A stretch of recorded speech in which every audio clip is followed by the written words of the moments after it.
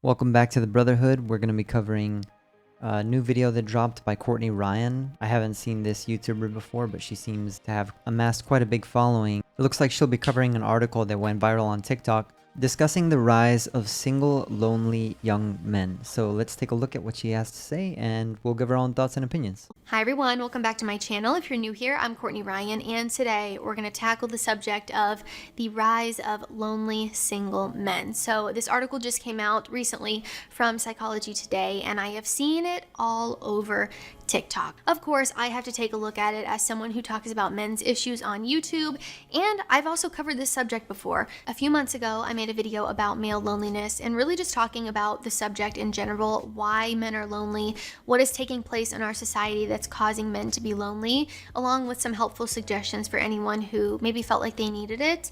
I'm obviously a woman. I don't know what it's like to be a lonely man. I will never claim to know what that's like because I simply don't. That's just obvious. So I came across this article because a lot of people were reacting to it and talking about it over on TikTok. And to my surprise, mostly women were talking about it and basically just blaming men for everything per usual. I'm not surprised at all. I personally think that a lot of this new rise of lonely young men has to do with two things. It's the rise of social media and the dopamine that is being flooded into our systems. We're kind of being overloaded with, on women's side, it's validation. So they're getting infinite validation, so they don't really see a need to be in a relationship, which is how they used to get it back in the olden times. And then the second thing is there's a lot of men that have this weaker energy. So I think that one of the things that's affecting our society the most in the West is that testosterone levels have dropped to absolutely catastrophic levels, to the point where men are becoming betas. We don't know how to act as men anymore, and it's affecting every aspect of our manhood. The title of the article is The Rise of Lonely Single Men, and I decided to do a little bit of digging. And I stumbled across another article that was kind of in response to the original article that is titled, Straight Men, If You Want to Find Love, You'll Need to Do Better. Let's talk about it. So first, what I want to do is take a look at the original article from Psychology Today and basically just kind of go through it, gather our information, and then go to the other article that I found. So this says, dating opportunities for heterosexual men are diminishing as relationship standards rise. Men represent approximately 62% of dating app users, lowering their chances for matches. That's nothing new. We knew that. If you are struggling with dating apps, there you go. That's just another one of the million reasons why it's impossible. You shouldn't be on a dating app in our day and age. I mean, even if you're like the top 5%, top 10% of men in looks, I think if you're just an average looking or even just above average looking dude, it's gonna be much better for you if you just work on building your confidence, if you work on things that will help you to grow as a human being, as a man. You know, go to the gym, work on your physical appearance, work on hygiene, work on how you dress, and these things will help you. But dating apps is just not the way. You're gonna be disappointed fast. You're gonna see women that are tremendously shallow because the average time that they're looking at you is like between 2 and 5 seconds, and then they've either swiped left or swiped right.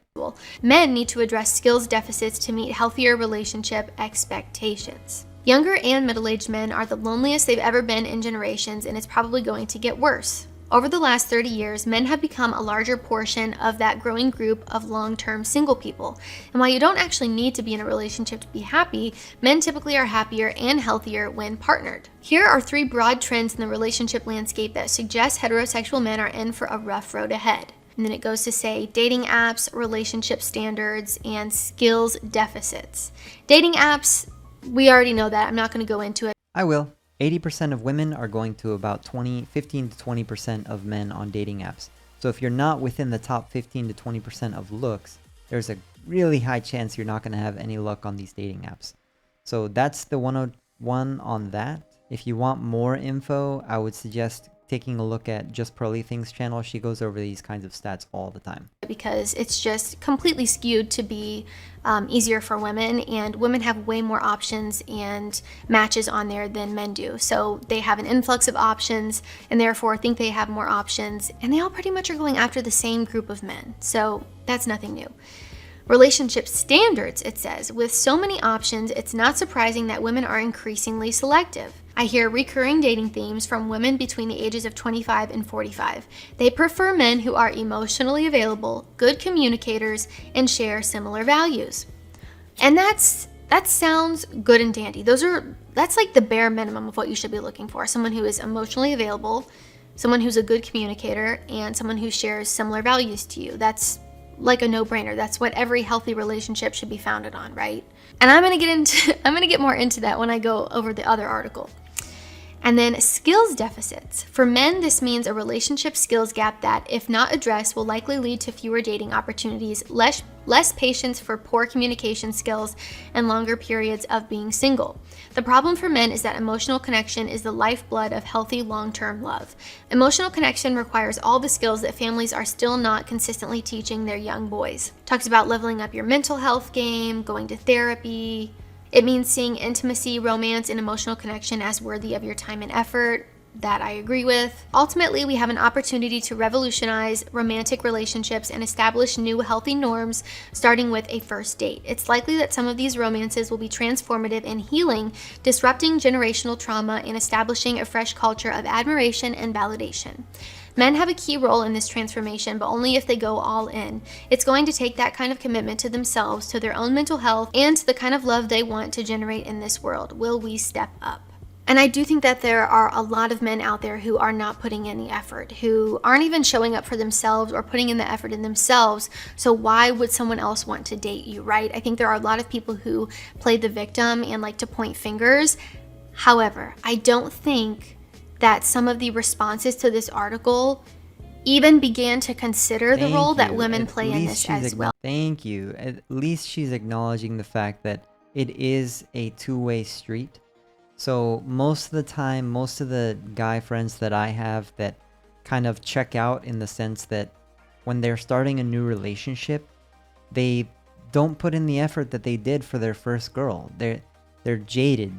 They feel, like women betrayed them. And so they don't share that same level of interest and just general responsibility to the relationship because they're like, well, she's probably going to do the same thing that the first 1, 2, 3, 4, you name it, however much experience it took for this man to become a little bit dry. So I would say that if you're a guy and you're getting into a new relationship, you feel like she's an honest girl, as long as you're going into it and you get a good vibe from her and you know that there's a reasonable chance that she's not getting tons of validation from social media. She's not getting DM'd by 200 dudes. I know it's easier said than done. I'm just saying, you find this girl, you want to keep her, you want to put in the effort. Because when you hear from the outside that the top 3 things that women are looking for are someone who's emotionally available, great, good communicator, great again, and share similar values, triple threat, great, great, great. But sadly, that's not what a lot of women are looking for. They're looking for maybe those 3 things and a checklist of a million other things that are sometimes a little bit unrealistic. A little bit? It's like, if you don't make 6 figures or more, some women are even saying 7 figures or more, which they don't even realize that that's just completely unreasonable. Plus, the guys that are making that kind of money, they're not going to look at the girls that are asking for these things, at least generally speaking. So, and unfortunately, what social media has done is it's given regular girls, pretty girls are a dime a dozen, but it's given, basically anyone that's like an 8 or above access to these 1% men. And so they think that they have access to this market because they're able to date within it, but they're never able to keep these guys. And then they think they're part of that subset that is special. They get invited to yachts. They get invited to all of these things for free that if a man had wanted to go to these same events, we would have to work for years, sometimes decades, in order to achieve the status and the financial wealth to be able to afford these things. I understand her point of view, but that needs to be taken into account. And I think it's important to talk about that too, because it takes 2 to tango, right? I've seen so many videos on TikTok about icks and the way that a man is standing in a photo and the way that he's scooting into a booth and really just writing men off for the dumbest, stupidest, smallest little things. They will write you off if they don't like your shoes, just about anything nowadays. If a girl's writing you off for something that simple, she wasn't worth your time to begin with. Minuscule things that are so irrelevant in the grand scheme of things if the guy is emotionally available, a good communicator, and shares similar values to you. But they're writing men off because of these little things that don't matter and don't make any sense. And we have a whole generation of young people that are just perpetuating this cycle of, oh yeah, now I care about that with the guy I'm dating. Now I'm noticing all these icks about him, the way he chooses food, the way he holds his fork. I mean, it goes on and on and on. So it's gonna take work from both sides, not just men, to make a change in the dating game. But anyways, enough with my rant. Now I'm gonna take a look at the other article because just the title, I was like, what is going on? Straight men, if you want to find love, you'll need to do better. I already know how this is gonna go. Heterosexual men are seeing fewer dating opportunities because women are demanding higher relationship standards. But as Kate NG says, isn't it time single men rose to the occasion instead of accusing women of being too picky? Yeah, unless you're a woman who's actually being too picky and you need to look at yourself and think, okay, I'm not going to find anyone who's perfect, so clearly I'm being too picky. I am so glad that she said that. If you don't follow her already, give her a follow on or subscribe to her channel because it looks like she's willing to look at both ends of the struggle and actually analyze what's going on. It should be no surprise that an article going viral from Psychology Today has found that it is a shift towards healthy relationship standards that poses the biggest hurdle for heterosexual single men right now. The article, titled "The Rise of Lonely Single Men," intended to highlight a growing problem, a 2020 study which found that loneliness is greater in men than women, with young men most vulnerable to becoming lonely. But as one Twitter user pointed out, one of the points in the article is that loneliness has been exacerbated by the diminishing dating opportunities for men as women seek those higher standards. Cue the pylon. The reason loneliness is higher in men should be obvious, but for those who are curious, it's because women are the gatekeepers. They're the ones that decide whether the relationship happens or not. The man is just the one that needs to be the one to initiate, at least most of the time. If you're going to be interested in a girl, she's the one that dictates whether the relationship happens or not. And then from there, it's like the difference between a creepy guy and Prince Charming is literally her perception. I said it. Women are increasingly selective because dating apps offer a vast number of options. I hear recurring dating themes from women between the ages of 25 and 45. He wrote, they prefer men who are, again, as I said before, emotionally available, good communicators, and share similar values. And then it says, now this criteria hardly sounds impossible to meet. If we boil it down, desiring a partner who can be there for you when you need them and treats you with respect is the barest of the bare minimum. Yeah, except if they say that's what they want, but that's not really what they want. Because when you put the proof to the pudding, they almost always go for the guy that doesn't treat them that well, doesn't have almost any of the same values. Unless she is willing to analyze herself, like it seems like this girl, Courtney Ryan, has definitely done that. If it's not a girl of that caliber, then more than likely, she's not going to give you that level of respect. These are new relationship standards. I dread to think how much lower the bar was before. But if this means that women are finally realizing they deserve better than toxic, narcissistic men, then more power to us. And I just want to state that in no way am I minimizing some of the behavior that I see towards women on social media, even towards myself as a woman on YouTube who makes videos for men. People have said horrible, demeaning, disgusting things to me. So in no way, shape, or form am I trying to say that men don't do those things. But I think it's important to understand that not all men are doing those things. It's a very small percentage of the comments I get, like 1% maybe out of the full 100% of the comments that I get are vile, right? Yes. So there's no denying that this is Thank clearly you. happening online. I see you. horrible videos, I see horrible comments, even to myself. so So glad. trust me when I say I understand that this is taking place. However, I don't believe that it's the majority, and I don't really know if that's the biggest problem that's happening in the dating market right now. And I'm also not going to strictly blame women because I think, again, it takes two to tango, and men and women are playing a role in the not so great dating climate that's taking place right now. But I do think one of the big issues here is that a lot of women have incredibly unrealistic standards. They're going for the men who are over 6 feet, the men who make 6 figures. Men between the ages of like 20 and 40 that make 6 figures that are above 6 feet is 2%. 2%. So then obviously it would make sense why there are so many single men. And you can say all you want about men needing to step up and men needing to, put more effort in and do whatever. But for a lot of women, that just means grow 5 inches, make sure you're above 6 feet, and make more money. It's not necessarily about being more emotionally available or emotionally secure.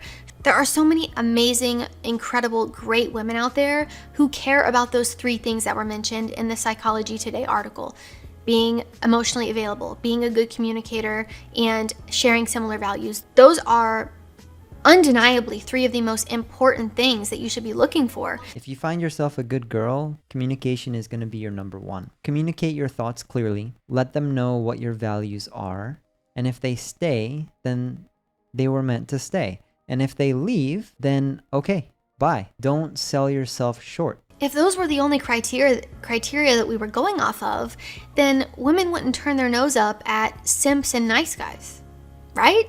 What about all the women out there who hold men to the highest standard possible, but then in return hold themselves to incredibly low standards? And I'm really not trying to blame women or men solely for this issue.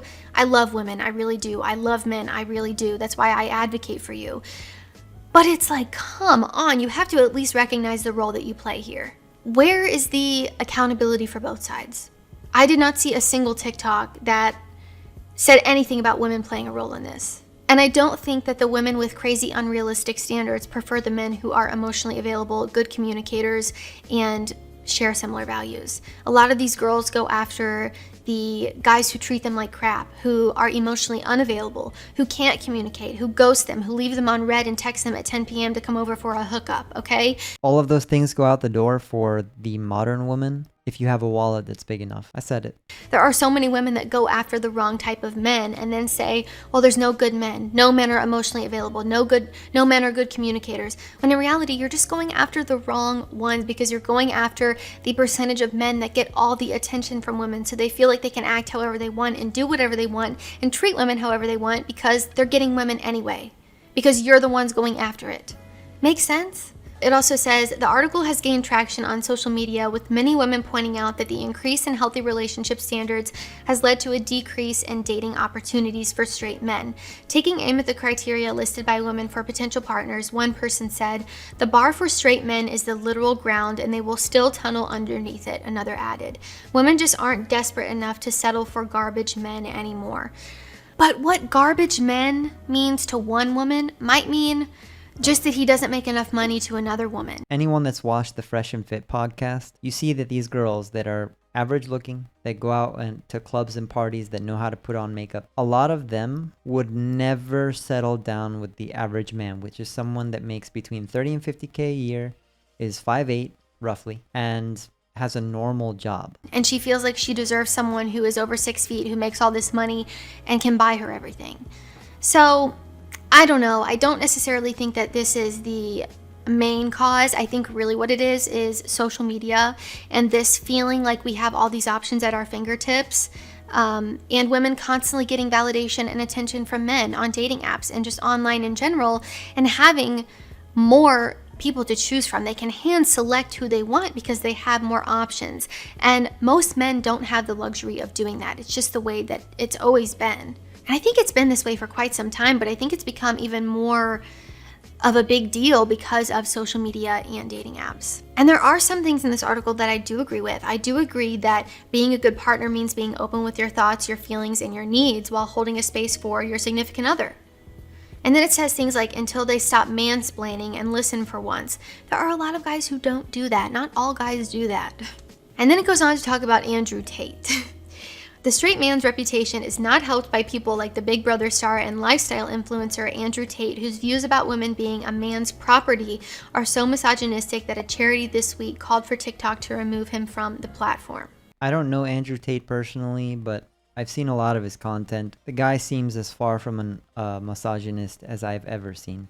They take a lot of his content out of context. They label him a misogynist because he has very red-pilled views, and he has amassed a crazy following in such a short amount of time. And if you typically look at content creators that are hyper red-pilled, that gain a massive almost cult following and influence, a lot of those guys are going to get canceled. And they say there's no agenda. The internet has done a huge disservice to straight young men, many of whom are isolated and told that their singledom has nothing to do with them and everything to do with the wrongness of women. The exploitation of loneliness is how incels came to be one of the most damaging movements in modern times. And in no way, shape, or form, I don't want it to come across like I'm saying it has nothing to do with you, because it does. As a man, it does have something to do with you. But at the same time, it also has something to do with women. And I think both genders play a role, and I don't think it's fair to then say that men are the sole reason of singleness. There's a lot of women who are single too, so. Responding to the article via Twitter are a number of men who insist that women are too picky and have double standards. They claim that they actually have great personalities and women just don't want to date them because they aren't good looking.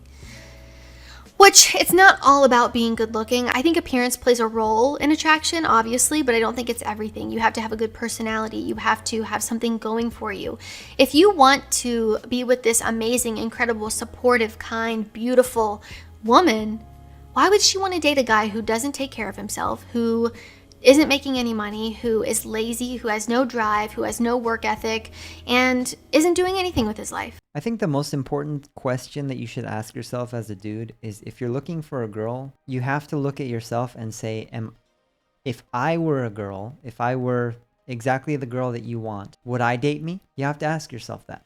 And if the answer is no, then you have to also get the things in order that need to be in order for you to finally say yes to yourself. I used to ask myself this when I was younger, and I would say, okay, what would make me attractive and desirable? I gotta work on my confidence, I gotta work on my ability to speak to others, and I gotta work on being a provider, making enough money so that I can either start a family or start dating and take this girl out to nice places. They don't have to be like 5-star, just, not McDonald's. It took me a couple years to level up to that point. And when I finally did, and I had all those skills, it didn't take me much time at all to find decent girls that were willing to date me. Why would she want to date a guy like that?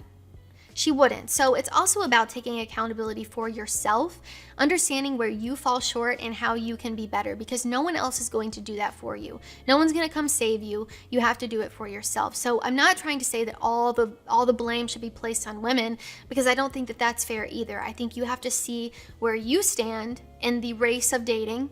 If dating was a race where everyone was running around, where are you? Are you at a point in the race where you could get the girl that you want? If not, what can you do to get there? How can you start to be someone that the person you want to be with would also want to be with? Be what you want to attract. I think that's important. But again, I do think that there are women out there who have very unrealistic standards for men, and I think that that should be taken into consideration. In general here, I have been advocating for healthy, happy, mature relationships since the start of my channel. I don't do the dating game bullcrap. I don't do the toxic manipulation. Most of the manipulation toxic videos I have reacted to on this channel have been made by women, talking about how to manipulate men, how to be toxic with men, how to make him do this and this. And so how can you look at all that and not say that women are playing a role in the toxicity and manipulation that is happening in modern day dating? The proof's in the pudding. Oh, this also says that men are saying women are just too complicated. These same men will proclaim, ignoring the dozens of women telling them exactly how they want to be treated with respect, dignity, and tenderness. Yeah, I get a lot of men telling me, you don't know what women want. Don't take dating advice from a woman. Don't ask a fish how to catch a fish. But what I'm telling you is from the perspective that a lot of women want to be caught. If the don't ask a fish how to catch a fish thing was true, it would mean that women don't want to be caught, but they do. A lot of women do. And I'm telling you how to do that on this channel in a respectful and kind way. And that's not always going to resonate with every woman out there. Maybe a woman's not looking for a great guy and wants a guy who's emotionally unavailable, who's going to screw her over and cheat on her and do all this crap. And in that case, you're just weeding people out by being mature, by being healthy, and by not playing all these toxic manipulation mind games that I see so commonly on TikTok and all these things now. So moral of the story here, just to wrap things up, I think men and women both need to recognize the role that they play and really take accountability and understand, am I being too picky? Are my expectations that I have for men too unrealistic? Do I really care if he's over 6 feet, if he checks off every other box on my list? If the answer is yes, you're a little unrealistic.